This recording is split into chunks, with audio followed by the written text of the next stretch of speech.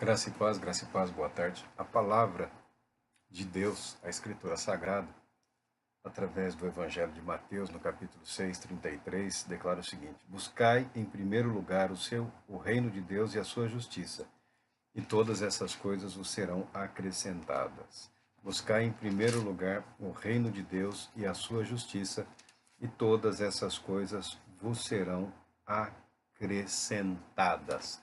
Nós estamos falando de espiritualidade que permite experimentarmos a boa, agradável e perfeita vontade de Deus nas nossas vidas. Uma espiritualidade que não nega, que não despreza a necessidade de um culto racional e lógico, ou seja, não despreza uma capacidade de vivermos de maneira coerente com a vontade de Deus. Vontade de Deus seguindo o quê? Seguindo as nossas emoções, os nossos sentimentos, a nossa natural espiritualidade, a natural espiritualidade humana, ou seguindo a palavra de Deus. Então, nós estamos sendo agora levados a confrontar a nossa perspectiva, os nossos valores, os nossos conceitos, o que pensamos de nós mesmos, o que pensamos do nosso ser, do nosso modo de agir, daquilo que nos é peculiar, daqueles sentimentos, pensamentos e convicções sendo levados à palavra de Deus, sendo submetidos à análise do Espírito Santo de Deus, para que possamos contemplar qual a verdadeira vontade de Deus para as nossas vidas. Falamos do coração humano, o coração humano como sede das emoções, dos sentimentos, né? Chamada força interior, o instinto, né? O sexto sentido, a capacidade de sentir, de, de querer, de desejar, que é inerente ao ser humano. Nós podemos confiar nas nossas emoções e sentimentos, podemos confiar no nosso coração, quando comparado com a palavra de Deus, principalmente na vida da pessoa que quer viver em comunhão com o Espírito Santo de Deus, o coração deve ser colocado no seu devido lugar. Os sentimentos e emoções devem ser colocados no seu lugar, porque eles não refletem, eles não expressam a vontade de Deus quando comparados com a palavra de Deus. Eu sinto que é de Deus, a pessoa se emociona e deseja.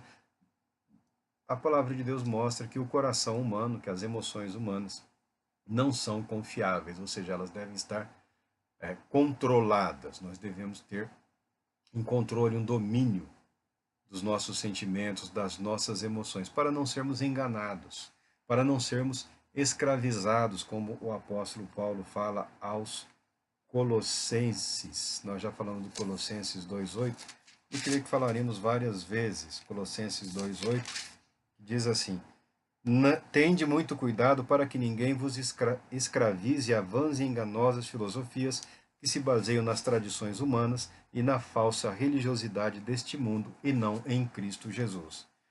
Está aí a nossa realidade política, social, econômica, religiosa, espiritualidade cristã, né, para este início de século, início de milênio, que não está impressionando a praticamente ninguém, porque existe grande chance de que pessoas tenham sido escravizadas, sinceras, honestas, crentes em Deus, confiantes em Deus, buscando uma espiritualidade que agrada a Deus.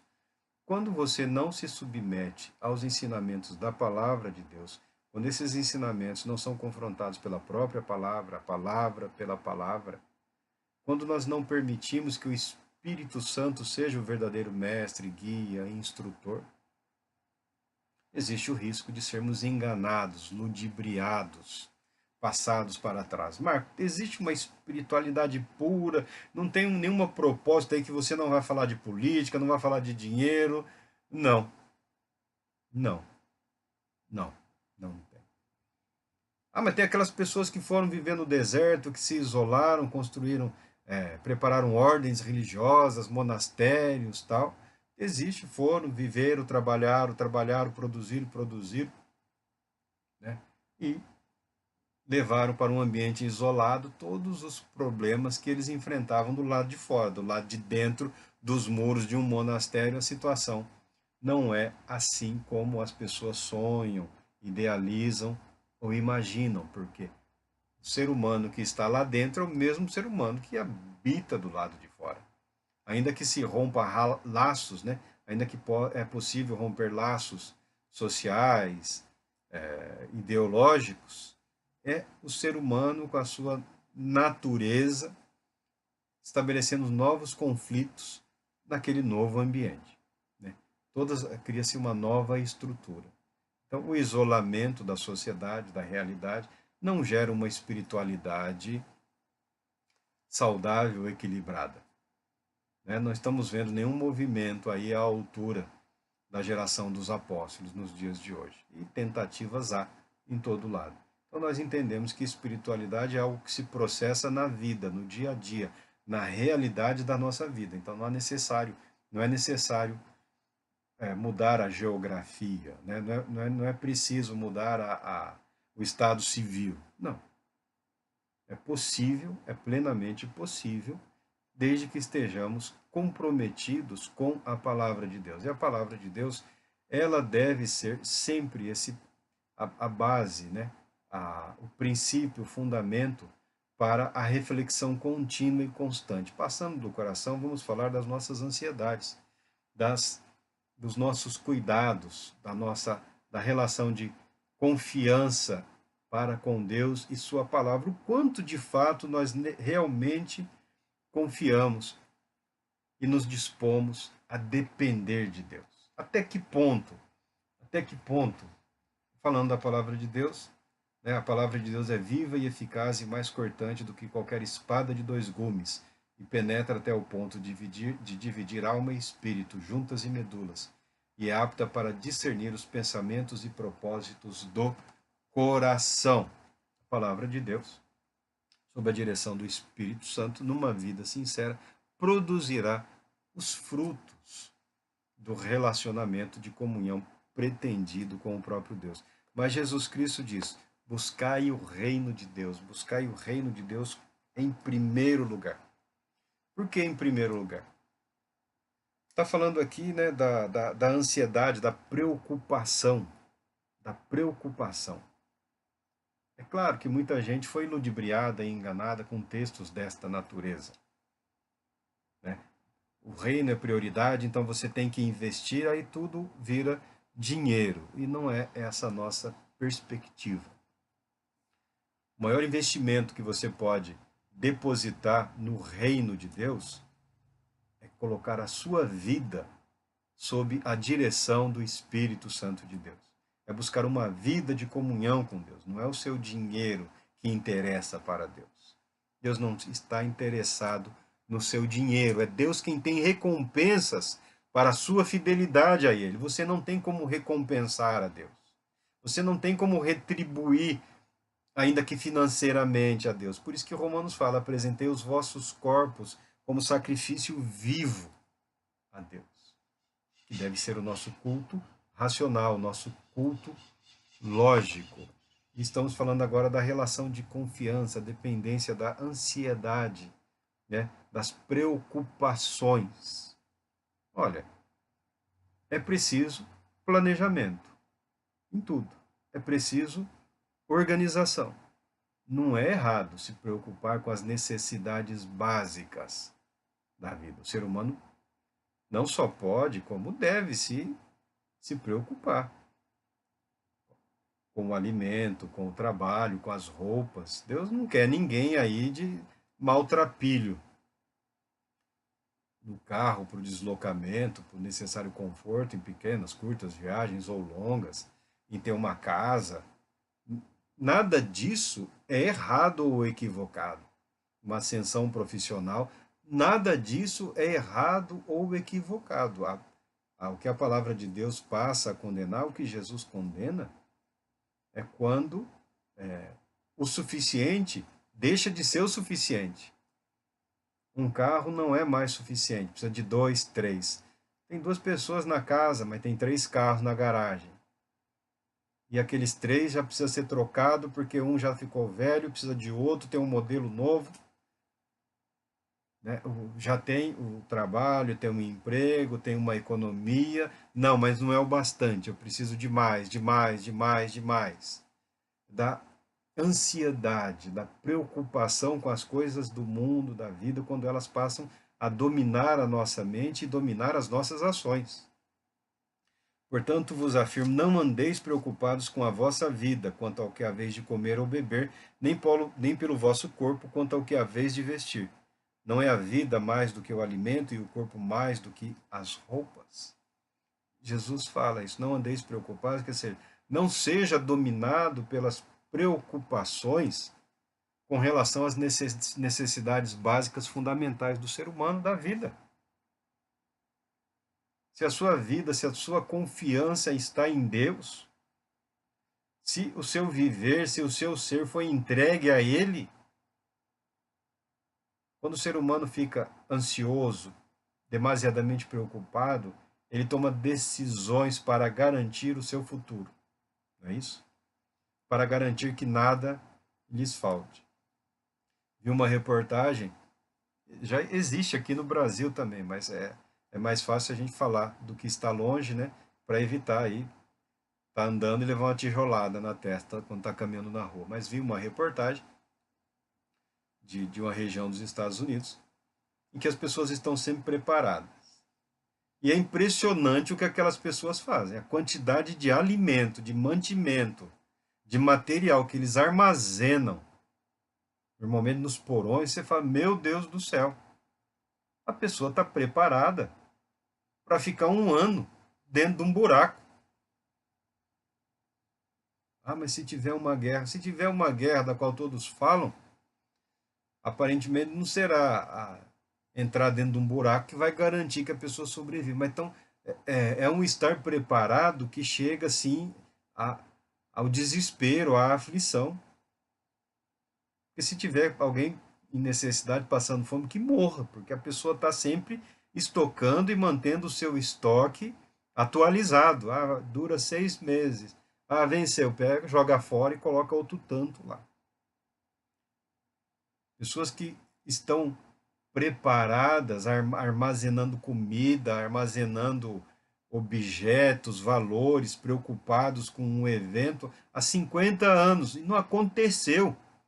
A pessoa não viveu. Não viveu porque ele está sempre perto daquele porão, está sempre perto daquele buraco, está sempre perto.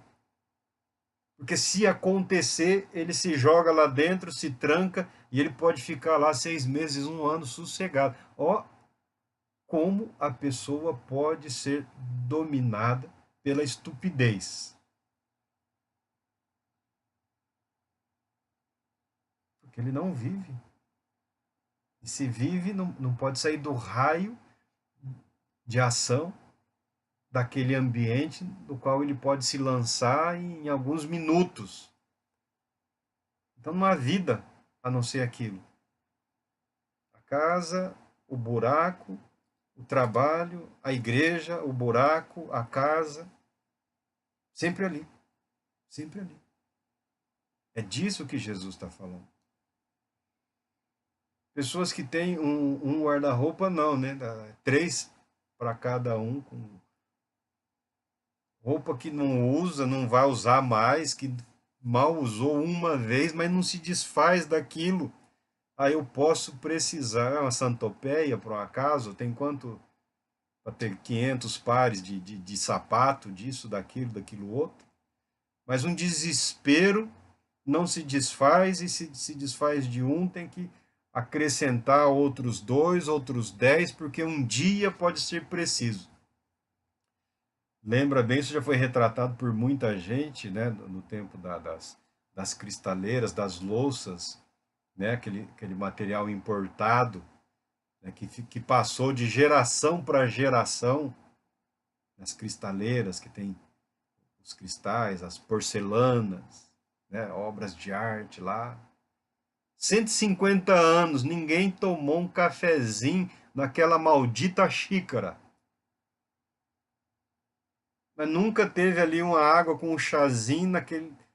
Ninguém foi digno de usar, porque a pessoa tem aquilo ali guardado, porque um dia muito importante, um dia que nunca vai acontecer. Ninguém nunca será achado digno de usufruir daquilo. Que vale o quê? Não vale nada. É inútil. É inútil. A pessoa acaba acumulando supostos bens, valores, obras.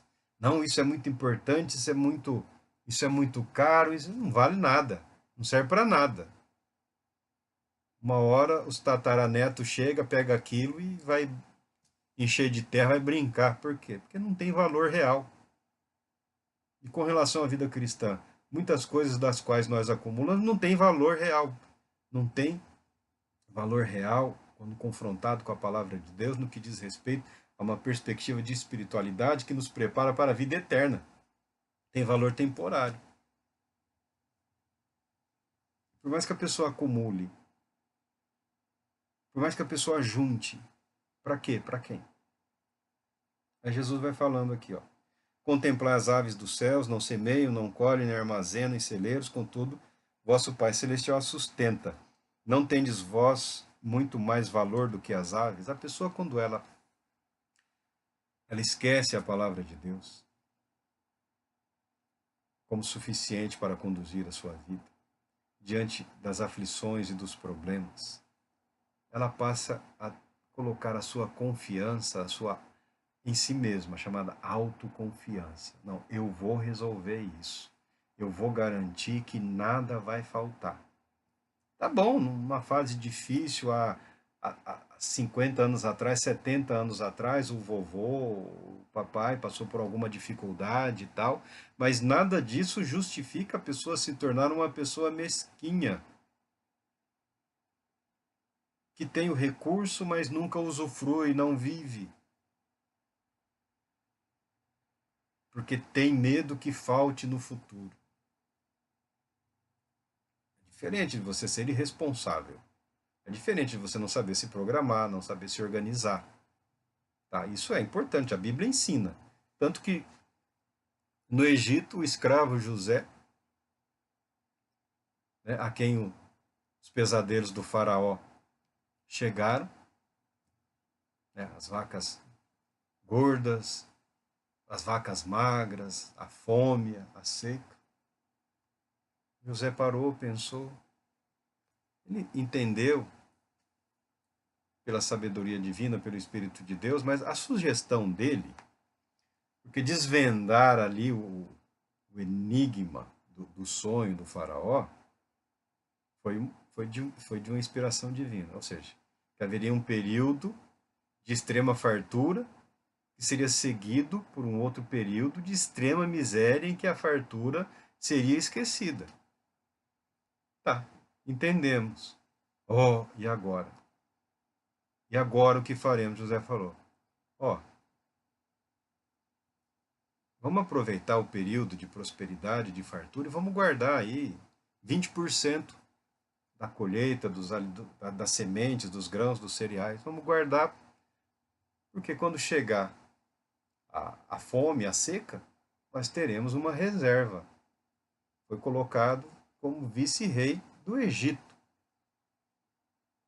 diante da sugestão de, no período de fartura, de prosperidade, no período de abundância que Deus estava encaminhando, guardar 20% para garantir que no período subsequente, né, no período subsequente que seria de seca, de fome, teriam grãos para o cultivo, para a colheita, para alimento. Olha só, de, da prisão para vice-rei.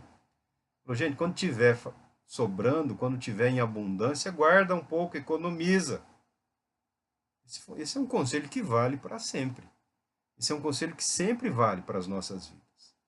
Agora, o sujeito pega 90% e esconde, vive miseravelmente, como se dependesse de doação de outros ou como se dependesse de algum programa de assistência do governo, tendo 100 vezes aquilo. Mas esconde, guarda, porque teme que no futuro algo lhe faça. E o futuro sempre chega rápido. sempre chega rápido e a pessoa simplesmente não viveu. Então nós não podemos ser tomados por esse nível de ansiedade, por esse nível de medo, por esse nível de desconfiança na fidelidade de Deus. Porque esse é o cerne da palavra. Esse é o objetivo da palavra. E por que andais vós preocupados quanto ao que vestir? Observai como crescem os lírios do campo. Eles não trabalham nem tecem. Eu, contudo, vos asseguro que nem Salomão, em todo o seu esplendor de sua glória, em todo o esplendor de sua glória, vestiu-se como um deles. Então, se Deus veste assim a erva do campo, que hoje existe, amanhã é lançada ao fogo, quanto mais a vós outros, homens de pequena fé. Portanto, não vos preocupeis, dizendo, que iremos comer, que iremos beber, ou ainda, com que nos vestiremos? Pois são os pagãos, os ímpios, que tratam de obter tudo isso. Mas o vosso Pai Celestial sabe que necessitais de todas essas coisas. Buscai, assim, em primeiro lugar, o reino de Deus e a sua justiça, e todas essas coisas vos serão acrescentadas. Portanto, não vos preocupeis com o dia do amanhã, pois o amanhã trará suas próprias preocupações. É suficiente o mal que cada dia traz em si mesmo. A excessiva preocupação, a dedicação intensa e exaustiva a tentar evitar que o futuro traga sofrimentos, tribulações, leva, em algumas ocasiões, em alguns momentos, um afastamento da pessoa quanto à sua confiança e dependência em Deus. Em todas as igrejas aí mundo afora, há relatos, né, de homens de fé, de homens e mulheres de coragem que tomaram uma decisão por Cristo e enfrentaram situações difíceis e todos se emocionam e tal. Mas e quanto a nós? Quanto a nossa confiança está em Deus, nas suas promessas, ou ela foi transferida para nós mesmos? Porque é possível visualizarmos hoje uma perspectiva de comunicação da mensagem evangélica sob um prisma que coloca o homem em primeiro lugar. Algo do tipo, confia em si mesmo. Vai lá e arrebenta. O que se fala de depender de Deus, de agir de acordo com a vontade de Deus, no tempo de Deus, lançar a semente, acreditando que no tempo apropriado ela vai frutificar. A busca por resultados rápidos. Até que ponto nós estamos sendo ensinados ou doutrinados a confiarmos em Deus ou em dependermos de Deus? Vamos falar do evangelismo, que hoje se tornou mais proselitismo, né? O evangelho é proclamar a Cristo. Cristo vive. Jesus Cristo vive em nós. Cristo que vive em mim pelo Espírito, pela fé. Tá. Apresentar o evangelho é apresentar o Cristo vivo, de maneira tal que os resultados devam ser tão visíveis, perceptíveis, quanto foram nos dias de Cristo. É o que nós vemos isso na atuação, na pregação da era apostólica, como as pessoas gostam de chamar, né? A era como se tivesse, terminou o último apóstolo, fecharam-se as portas do céu, o Espírito Santo lá se atrofiou, né? O Espírito Santo não é mais o mesmo Espírito, ele tá mais fraquinho agora, porque é muita gente, 7 bilhões no planeta. Só se for assim que a pessoa está pensando ou imaginando. Porque há hoje uma comunicação do Evangelho. Agora, a proclamação do Cristo vivo, nós vemos pouco. A apresentação do Cristo vivo. Eis aqui aquele que disse, vinde a mim, Cristo Jesus, vinde a mim, venham a Cristo. Porque ele cumprirá tudo que prometeu na sua palavra, conforme está escrito aqui. Tá. Hoje há uma preocupação em trazer proselitismo, né? trazer mais pessoas às fileiras para garantir isso, aquilo outro. Por quê? Existe o risco de que muitos comunicadores do Evangelho estejam comunicando uma autoconfiança, uma autodependência. Você faça o seu melhor que Deus fará o resto. O resto ficou para Deus? O resto é o que fica para Deus? Não era para que as nossas vidas, primeiramente, estejam debaixo da graça, do amor, do poder, agindo conforme o querer, caminhando neste mundo, nesta vida, conduzidos, guiados, pastoreados, orientados, protegidos pelo Espírito de Cristo? Então, a questão de em quem realmente nós confiamos. Onde está a nossa confiança? Estamos dependendo de Deus? Estamos vivendo hoje acreditando que o Senhor Deus proverá o que nós não temos como providenciar? Como foi com Abraão? Como disse o jovenzinho lá, Isaac lá, era um filho obediente, mas não era tolo, né? Tem alguma coisa errada aqui. Deixou os servos, os animais, eu estou levando a lenha, ele está com o cutelo, com a faca, com o fogo. Pai, mas e o cordeiro? O Senhor Deus proverá para si, meu filho. O Senhor Deus proverá para si. O que nós não temos em mãos, o que nós não podemos apresentar, o Senhor Deus proverá nas nossas vidas. Não há necessidade de falsear, de falsificar. Não existe um tônico humano, não existe tônico para o Evangelho, não existe tônico que imite a atuação do Espírito Santo. Tivemos jogos aí, tem sempre a questão do doping, né? Tem muito aí, cristão aí que ele tá dopado, né? Que ele tá cheio de si. A droga que ele usa é o si.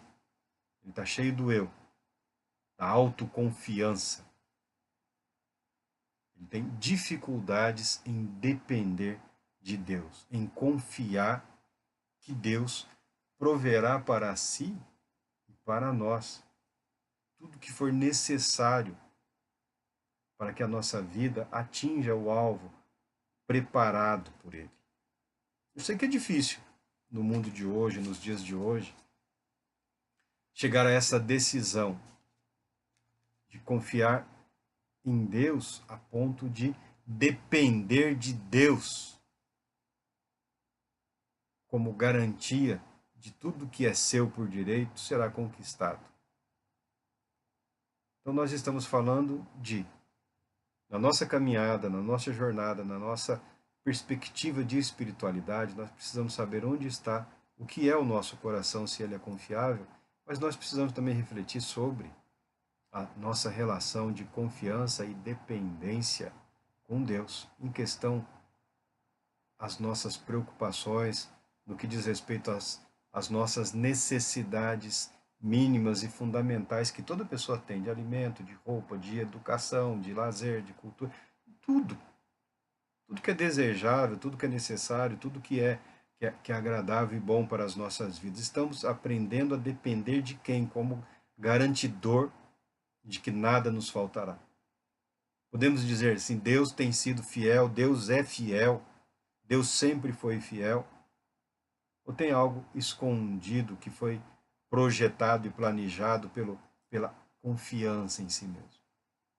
Estamos falando de uma relação equilibrada. Não estamos falando de uma vida descuidada, relaxada, falta de planejamento, de organização. Estamos falando de uma mente, um coração reverente, dependente de Deus. Queremos crescer em Cristo, queremos atingir uma maturidade. A nossa confiança está em quem? Em Deus? No seu Cristo, na atuação do Espírito Santo ou nos nossos métodos? Ou na metodologia explicada, ou no material que temos para estudo e análise, em quem estamos colocando a nossa confiança, de quem dependemos para levar a bom termo aquilo que acreditamos ser o correto. Devemos aprender que tudo deve ser submetido a Deus. Se Deus cuida da criação dos animais inferiores, é claro que Ele tem cuidado de nós. É claro que Ele vai garantir que nada nos falte daquilo que Ele planejou, que Ele proporciona para que a nossa vida seja uma vida com significado, para que a nossa vida seja uma vida expressiva em relação ao amor de Deus, ao propósito de Deus. Deus te abençoe. Retornaremos em breve, querendo Ele.